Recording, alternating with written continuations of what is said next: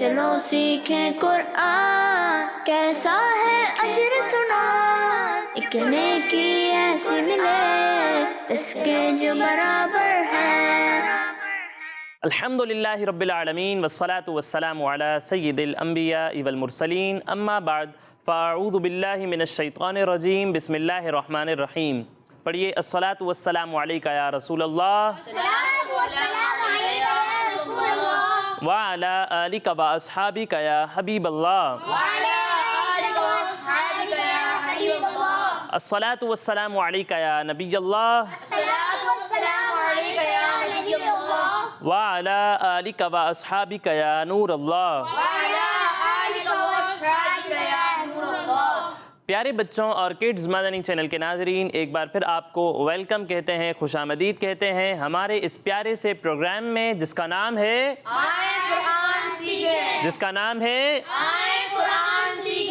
آئیں قرآن سیکھیں۔ ہمارے اس پروگرام کا نام ہے اور ہم اپنے اس پروگرام میں قرآن پاک سیکھتے ہیں، قرآن پاک سے ریلیٹڈ بہت ساری انٹرسٹنگ انفارمیشن حاصل کرتے ہیں اور ہمارے کڈز مدنی چینل کے ناظرین کو مدرسۃ المدینہ کی ایک برانچ بھی دکھاتے ہیں اور ساتھ ہی ساتھ بچوں کے درمیان کمپٹیشن بھی ہوتا ہے۔ آج بھی یہ سارے سیگمنٹس ہوں گے، لیکن اس سے پہلے آئیں ہمارے پیارے آقا صلی اللہ علیہ وسلم پر درود پاک پڑھنے کی فضیلت سنتے ہیں۔ پیارے بچوں، ہمارے پیارے نبی اللہ پاک کے آخری نبی محمد عربی صلی اللہ علیہ وسلم نے ارشاد فرمایا، جو شخص مجھ پر ایک بار درود پاک پڑھتا ہے اللہ پاک اس پر 10 رحمتیں نازل فرماتا ہے۔ صلو علی الحبیب۔ پیارے بچوں اور کڈز مدنی چینل کے ناظرین، آئیے بڑھتے ہیں اپنے پہلے سیگمنٹ کی جانب جس کا نام ہے آئیں پڑھیں قرآن۔ چلو سیکھیں قرآن، چلو سیکھیں قرآن۔ تو کڈز مدنی چینل کے ناظرین، جیسا کہ آپ جانتے ہیں کہ ہم اپنے اس سیگمنٹ میں سورہ واقعہ سیکھ رہے تھے اور سورہ واقعہ کی 85 آیات 85 آیات ہم سیکھ چکے ہیں۔ آج انشاءاللہ ہم مزید 3 آیات کی تلاوت کریں گے۔ پیارے بچوں، آپ تیار ہیں؟ جی۔ تو پہلے میں آپ کو یہ آیات پڑھ کر سناتا ہوں اور اس کے بعد مل کر ہم ان آیات کی تلاوت کریں گے۔ بسم اللہ الرحمن الرحیم۔ فلولا ان کنتم غیر مدینین ترجعونها ان کنتم صادقین فاما ان کان من المقربین۔ پیارے بچوں، سب سے پہلے آپ دیکھیں یہاں پر لکھا ہوا ہے الف اور اس سے پہلے آ رہا ہے زبر۔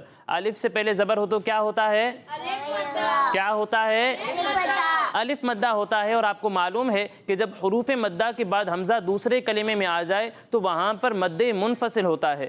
جیسے یہاں دیکھیں آپ، الف مدہ ہے اور اس کے بعد اگلے کلمے میں حمزہ آ رہا ہے، تو یہاں کون سا قاعدہ ہوگا؟ مد منفصل۔ کون سا قاعدہ ہوگا؟ مد منفصل۔ مد منفصل ہوگا۔ اچھا، اب آپ میں سے کوئی مجھے بتائے گا کہ مد منفصل کو کھینچتے کتنا ہے؟ آپ بتائیں۔ 1 2 یا 3 الف کے برابر کھینچ کے بڑھتے۔ 1 2 یا 3 الف کے برابر کھینچتے۔ اور کوئی جواب؟ آپ بتائیں۔ 2 2.5 یا 5 الف کے مقدار 2 2.5 یا 5 الف کے برابر۔ 2 2.5 تک ٹھیک ہے، 5 نہیں، ٹھیک ہے۔ مد منفصل کو ہم 2 یا پھر 2.5 الف کے برابر کھینچ کر پڑھتے ہیں۔ کتنا کھینچتے ہیں؟ 2 یا 2.5 الف جی، 2 یا 2.5 الف کے برابر کھینچ کر پڑھتے ہیں، تو اسے بھی ہم 2 یا پھر 2.5 الف کے برابر کھینچ کر پڑھیں گے۔ اب اس کے بعد پیارے بچوں یہاں پر آپ دیکھیں نون ساکن ہے۔ کیا ہے؟ نون ساکن۔ نون ساکن کا ایک قاعدہ پہلے بھی بتایا ہے کہ جب بھی نون ساکن یا تنوین کے بعد حروف اخفا میں سے کوئی بھی حرف آ جائے تو وہاں پر اخفا ہوتا ہے۔ کیا ہوتا ہے؟ اخفا۔ کیا ہوتا ہے؟ اخفا۔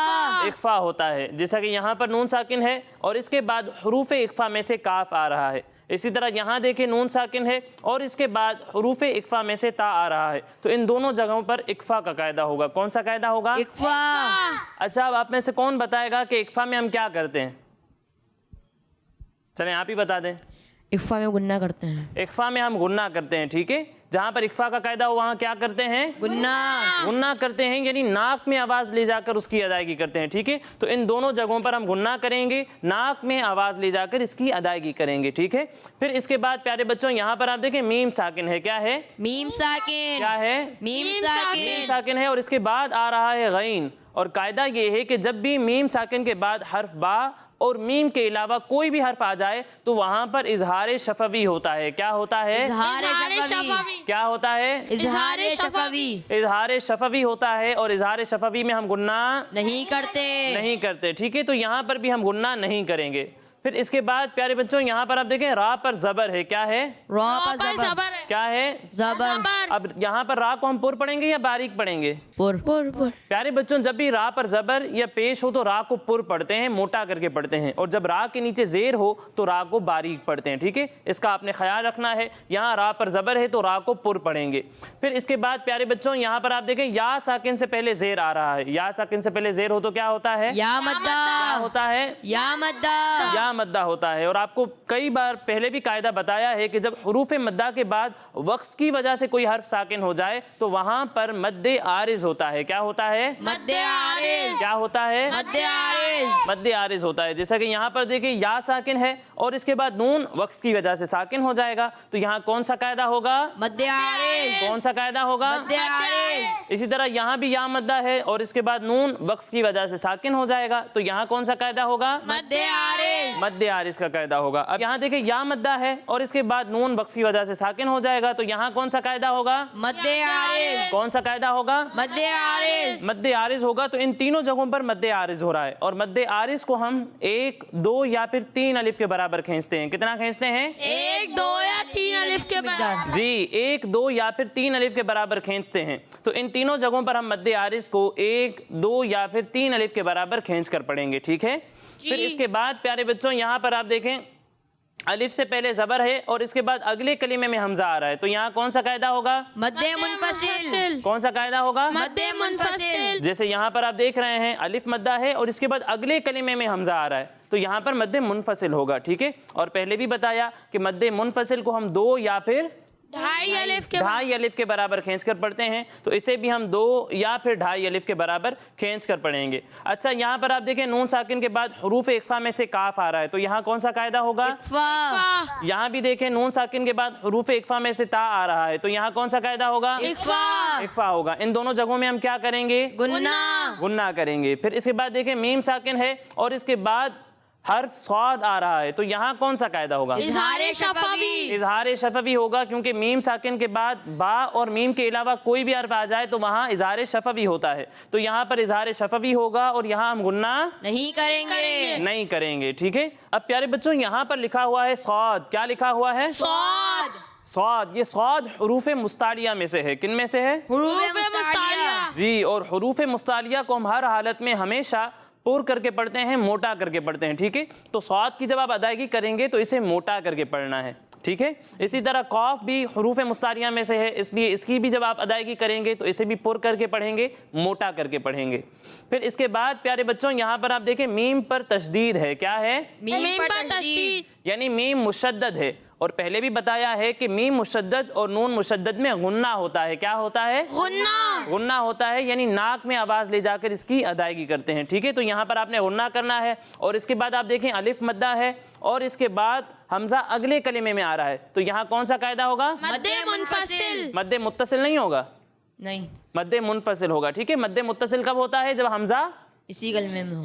اسی کلمے میں ہو. اور مد منفصل کب ہوتا ہے؟ جب حمزہ دوسرے کلمے میں ہو. دوسرے کلمے میں ہو. ٹھیک ہے، تو یہاں پر حمزہ دوسرے کلمے میں ہے، یہاں مد منفصل ہوگا. پھر اس کے بعد پیارے بچوں یہاں پر آپ دیکھیں نون ساکن ہے اور اس کے بعد کاف آ رہا ہے تو یہاں کون سا قاعدہ ہوگا؟ اقفا. کون سا قاعدہ ہوگا؟ اقفا. اقفا کا قاعدہ ہوگا اور یہاں ہم غنہ بھی کریں گے. ٹھیک ہے، پھر اس کے بعد پیارے بچوں یہاں پر آپ دیکھیں را پر زبر ہے. کیا ہے؟ زبر ہے. تو را کو ہم کس طرح پڑھیں گے؟ موٹا ہے. پر پڑھیں گے، موٹا کر کے پڑھیں گے، اسے باریک نہیں پڑھیں گے. ٹھیک ہے، تو یہ قواعد ہمارے ہو گئے مکمل. اب آئیے مل کر ہم ان آیات کی تلاوت کرتے ہیں. فلولا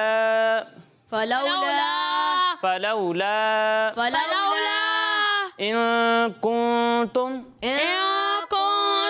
اچھا پیارے بچوں یہاں بھی غنہ کرنا ہے اور یہاں بھی غنہ کرنا ہے. ٹھیک ہے، اور غنہ کی مقدار 1 الف کے برابر ہوتی ہے. ٹھیک ہے، تو جہاں آپ غنہ کریں گے وہاں پر آپ 1 الف کی مقدار تک ناک میں آواز لے جا کر ادائیگی کریں گے. ٹھیک ہے جی. ان کنتم فلولا ان کنتم غیر مدینین را کو پر پڑھنا ہے، ٹھیک ہے؟ غیر مدینین، غیر مدینین، غیر مدینین، غیر مدینین، غیر مدینین، غیر مدینین، فلولا ان کنتم غیر مدینین، فلولا إن كنتم غير مدينين، فلولا ان کنتم غیر مدینین۔ فلولا إن كنتم غير مدينين۔ اچھا اب یہ آیت کوئی پڑھ کر سنائے گا مجھے؟ آپ تلاوت کریں۔ فلولا إن كنتم غير مدينين۔ اچھی کوشش کی آپ نے، لیکن بیٹا را پر زبر ہے، غیرہ، تو را کو پر کر کے پڑھیں، ٹھیک ہے؟ ماشاءاللہ اچھی کوشش کی آپ نے، لیکن مزید بہتری کی کوشش جاری رکھیں۔ اور کوئی سنائے گا؟ آپ پڑھیں۔ فلولا إن كنتم غير مدينين۔ اچھی کوشش کی آپ نے بیٹا، لیکن آپ اپنی ادائیگی کو بہتر بنانے کی کوشش کریں۔ دوسری بات یہ کہ یہاں مد منفصل ہے تو اس کی مقدار پوری ہونی چاہیے، ٹھیک ہے؟ اور دوسری بات یہ کہ جہاں آپ غنہ کر رہے ہیں تو وہاں پر آپ آواز کو موٹا کر رہے ہیں، ہونٹوں کو گول کر رہے ہیں، تو ایسا نہیں کرنا، ٹھیک ہے؟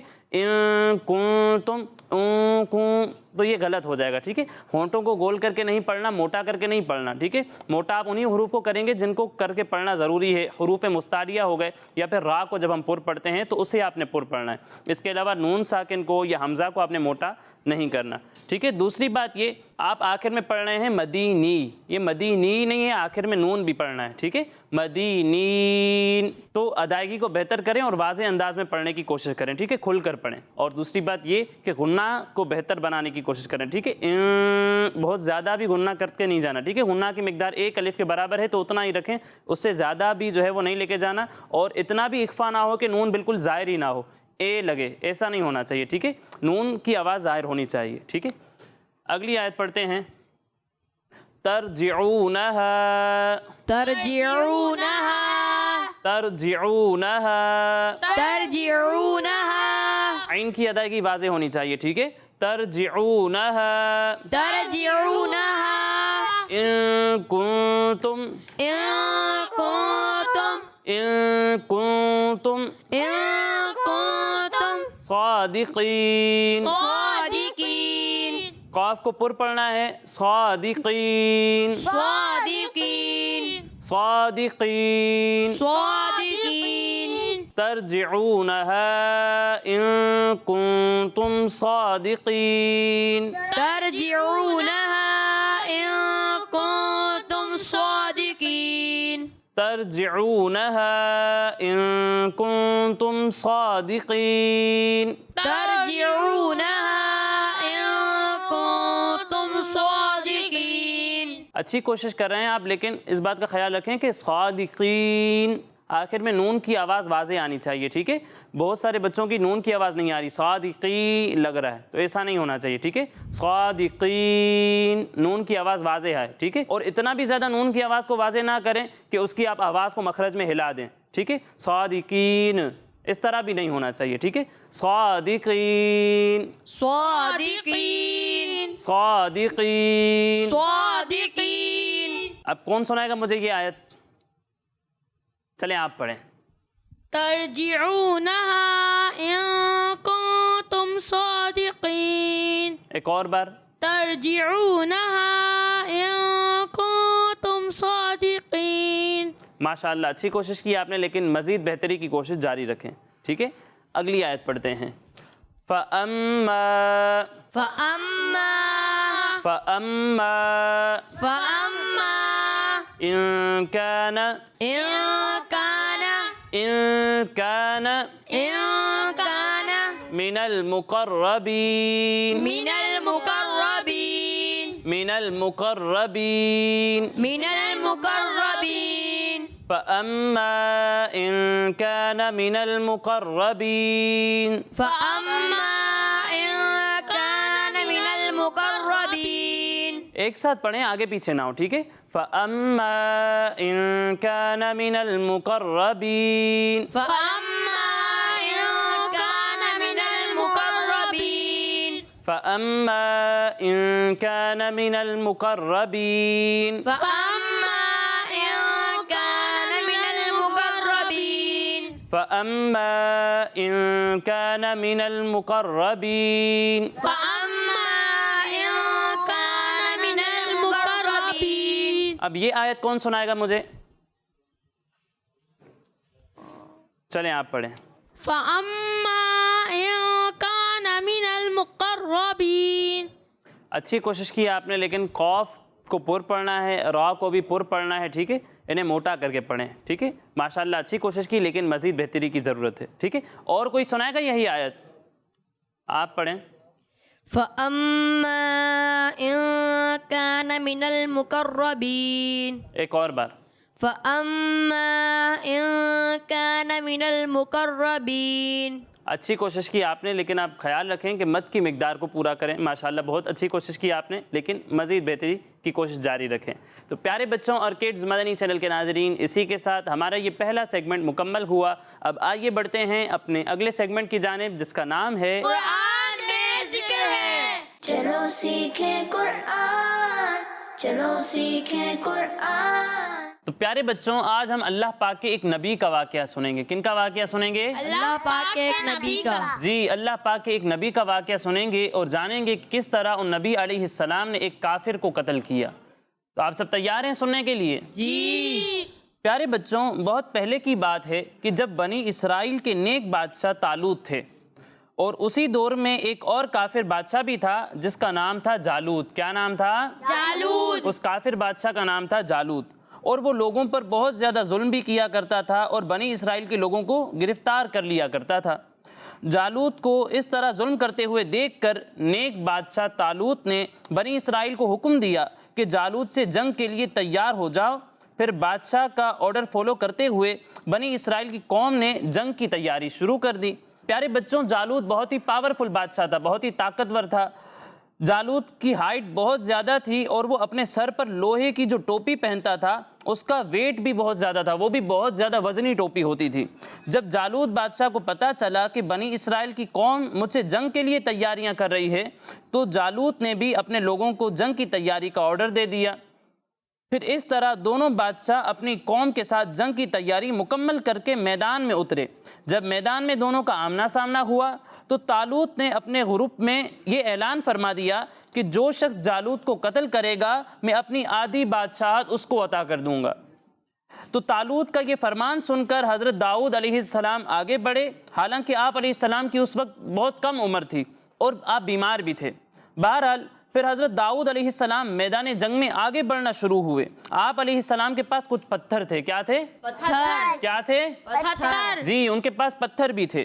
تو جیسے ہی آپ علیہ السلام کی نظر جالوت پر پڑی تو آپ علیہ السلام نے ان پتھروں کو بسم اللہ پڑھ کر جالوت کے اوپر پھینکا اور وہ پتھر جالوت کے فیس پر لگے اور پھر فیس سے نکل کر جالوت کے اور 30 آدمیوں کو بھی وہی پتھر لگے اور سب کے سب مر گئے. یعنی جو پتھر جالوت کو لگتا تھا وہی پتھر اس کے جو ہے وہ 30 آدمیوں کو پیچھے لگتا تھا اور سارے کے سارے وہ مر گئے جن کو وہ پتھر لگے تھے. پھر حضرت داؤد علیہ السلام جالوت کی ڈیڈ باڈی کو اپنے بادشاہ طالوت کے پاس لے آئے. یہ دیکھ کر حضرت طالوت اور بنی اسرائیل بے حد خوش ہوئے.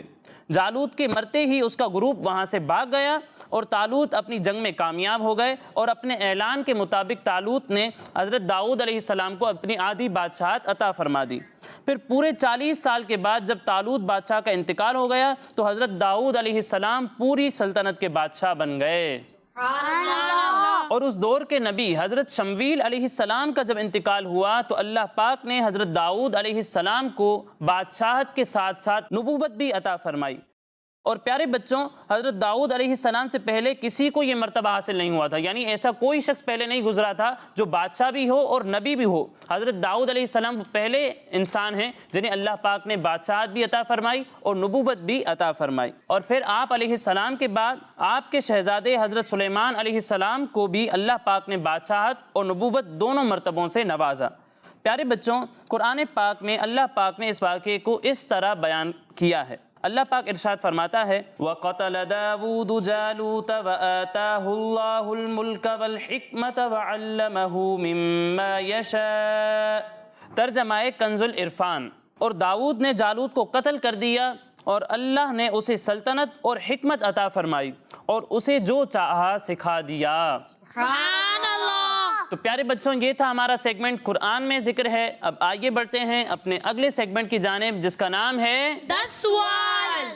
چلو سیکھیں قرآن چلو سیکھیں قرآن. کڈز مدنی چینل کے ناظرین، سیگمنٹ ہے ہمارا 10 سوال، اور آج ایک طرف ہیں سعد رضا بھائی اور دوسری طرف ہیں انس رضا بھائی. ان دونوں کے درمیان کمپٹیشن ہوگا، مقابلہ ہوگا، لیکن اس سے پہلے آئیں کمپٹیشن کے رولز سن لیتے ہیں. تو پیارے بچوں اگر میں آپ سے کوئی سوال کروں گا اور آپ مجھے اس کا صحیح جواب دیں گے تو آپ کو 10 پوائنٹس ملیں گے. کتنے؟ 10 پوائنٹس. لیکن اگر آپ کو اس کا صحیح جواب نہیں آتا تو بھی آپ کے پاس ایک چانس ہوگا، آپ مجھ سے آپشنز لے سکتے ہیں. آپشنز لینے کے بعد اگر آپ صحیح جواب دیں گے تو آپ کو 5 پوائنٹس ملیں گے. کتنے؟ 5 پوائنٹس. لیکن اگر غلط جواب دیا تو 0، کوئی پوائنٹ نہیں ملے گا. ٹھیک ہے، تو سب سے پہلا سوال ہے ہمارے سعد رضا بھائی سے. تو سعد رضا بھائی آپ حضرت یوسف علیہ السلام کے ابو جان کا نام بتائیے. آپشنز: حضرت یعقوب علیہ السلام، حضرت ہارون علیہ السلام، یا پھر حضرت شعیب علیہ السلام. حضرت یعقوب علیہ السلام. حضرت یوسف علیہ السلام کے ابو جان کا نام حضرت یعقوب علیہ السلام تھا. آپ کا جواب درست ہے. سبحان اللہ. تو کتنے پوائنٹس ملیں گے؟ 5 پوائنٹس ملیں گے ہمارے سعد رضا بھائی کو. جی انس رضا بھائی اب اگلا سوال آپ سے ہے. آپ بتائیں حضرت یوسف علیہ السلام کے کتنے بھائی تھے؟ حضرت یوسف علیہ السلام کے 11 بھائی تھے. حضرت یوسف علیہ السلام کے 11 بھائی تھے. ان کا یہ جواب بالکل درست ہے. سبحان اللہ. کتنے پوائنٹس ملیں گے؟ 10 پوائنٹس ملیں گے ہمارے انس رضا بھائی کو.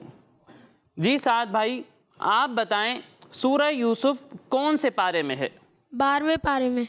سورہ یوسف 12ویں پارے میں ہے. ان کا یہ جواب بالکل درست ہے. سبحان اللہ. انہیں کتنے پوائنٹس ملیں گے؟ 10 پوائنٹس ملیں گے ہمارے سعد رضا بھائی کو. جی انس بھائی آپ بتائیں والمحصنات سے قرآن پاک کا کون سا پارہ اسٹارٹ ہوتا ہے؟ 5واں پارہ. والمحصنات سے قرآن پاک کا 5واں پارہ شروع ہوتا ہے. ان کا یہ جواب بالکل درست ہے. سبحان اللہ. تو کتنے پوائنٹس ملیں گے؟ 10 پوائنٹس ملیں گے. ابھی انس رضا بھائی جو ہیں وہ سعد بھائی سے 5 پوائنٹس آگے ہیں. ٹھیک ہے، تو اب کوشش کریں کہ کوئی پوائنٹ نہ چھوٹے. جی سعد بھائی آپ اس باکس کا نام بتائیں جس میں اللہ پاک کے انبیاء کرام کے تبرکات رکھے ہوئے تھے. آپشنز: تابوت سکینہ، تابوت مدینہ، یا پھر تابوت سفینہ. تابوت سفینہ. تابوت سفینہ. کیا لگتا ہے انس بھائی صحیح جواب دے رہے ہیں؟ نہیں. پھر صحیح جواب کیا ہے؟ تابوت سکینہ. تابوت سکینہ اس کا صحیح جواب تھا. آپ نے کہہ دیا تابوت سفینہ. تو اس سوال میں سعد بھائی کو کوئی پوائنٹ نہیں ملے گا. جی انس بھائی اگلا سوال آپ سے ہے. آپ بتائیں تابوت سکینہ سب سے پہلے کس نبی علیہ السلام پر اللہ پاک نے نازل فرمایا؟ آپشنز: حضرت نوح علیہ السلام، حضرت آدم علیہ السلام، یا پھر حضرت زکریا علیہ السلام. حضرت آدم علیہ السلام. تابوت سکینہ سب سے پہلے اللہ پاک نے حضرت آدم علیہ السلام پر نازل فرمایا. ان کا یہ جواب بالکل درست ہے. سبحان اللہ. کتنے پوائنٹس ملیں گے؟ 5 پوائنٹس ملیں گے کیونکہ ہمارے انس بھائی نے آپشنز لے لیے ہیں. جی سعد بھائی حضرت سلیمان علیہ السلام نے جس ملکہ سے نکاح فرمایا اس کا نام بتائیں. ملکہ بلقیس. ملکہ بلقیس. آپ کا یہ جواب بالکل درست ہے. سبحان اللہ. کتنے پوائنٹس ملیں گے؟ 10 پوائنٹس ملیں گے سعد بھائی کو. جی انس بھائی آپ اس پرندے کا نام بتائیں جسے دیکھ کر قابیل نے اپنے بھائی کی قبر بنا کر اسے دفنایا. کوا. وہ پرندہ کوا تھا. ان کا یہ جواب بالکل درست ہے. سبحان اللہ. کتنے پوائنٹس ملیں گے؟ 10 پوائنٹس ملیں گے ہمارے انس رضا بھائی کو. جی سعد بھائی آپ یہ بتائیں حضرت صالح علیہ السلام کس قوم کی طرف نبی بن کر تشریف لائے؟ آپشنز: قوم ثمود، قوم نوح، یا پھر قوم عاد. قوم سمود. حضرت صالح علیہ السلام قوم سمود کے پاس نبی بن کر تشریف لائے. ان کا یہ جواب بالکل درست ہے. سبحان اللہ. کتنے پوائنٹس ملیں گے؟ 5 پوائنٹس ملیں گے کیونکہ سعد بھائی نے آپشنز لے لیے ہیں. اب اگلا سوال ہے ہمارے انس بھائی سے. آپ بتائیں حضرت موسیٰ علیہ السلام کا نام قرآن پاک میں کتنی مرتبہ ذکر ہوا ہے؟ 136 مرتبہ 136 مرتبہ حضرت موسیٰ علیہ السلام کا نام قرآن پاک میں آیا ہے. آپ کا یہ جواب بالکل درست ہے. سبحان اللہ. تو کتنے پوائنٹس ملیں گے؟ 10 پوائنٹس ملیں گے ہمارے انس بھائی کو. اور اسی کے ساتھ ہمارے انس رضا بھائی کا ٹوٹل ہے 45 پوائنٹ. اور ہمارے سعد بھائی کو ملے ہیں 30 پوائنٹس. تو کون ونر ہے؟ انس بھائی. انس بھائی ونر ہیں. ماشاءاللہ، اللہ پاک سب کو برکتیں عطا فرمائے. تو پیارے بچوں اور کڈز مدنی چینل کے ناظرین، اسی کے ساتھ ہمارے اس پروگرام کا وقت مکمل ہوا. انشاءاللہ اگلے پروگرام میں مزید آیات، مزید انفارمیشن کے ساتھ حاضر ہوں گے. تب تک کے لیے اجازت دیجیے. اپنا خیال رکھیے. السلام علیکم ورحمۃ اللہ وبرکاتہ. وعلیکم السلام ورحمۃ اللہ وبرکاتہ. صلو علی الحبیب. صلی اللہ تعالی علی محمد. صلی اللہ علیہ وسلم. چلو سیکھیں قرآن کیسا ہے اجر سنا ایک نیکی ایسی ملے اس کے جو برابر ہے. بچوں کا مدنی چینل آ گیا، بچوں کا آ گیا